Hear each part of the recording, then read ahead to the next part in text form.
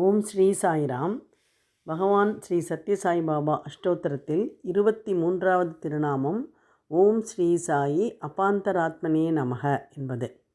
அபாம் என்றால் தண்ணீர் என்று பொருள். இங்கே சமுத்திரம் என்று எடுத்துக்கொள்ளலாம். தாரா என்றால் கடப்பது. ஆத்மனே என்றால் கடந்து விட்டவர், அதாவது இந்த சம்சார சாகரத்தை கடந்து விட்டவர். அவர் கடந்து விட்டதனால் மற்றவர்களையும் கரையேற்ற கரையேற்றச் செய்பவர், சம்சார சாகரத்தை கடக்க உதவுகிறவர் என்று ஒரு பொருள்.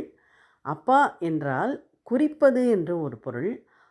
அந்தராத்மனே என்றால் உள்ளிருக்கும் ஆத்மா, உள்ளிருக்கும் ஆத்மாவை குறிப்பது என்று ஒரு பொருள் உண்டு.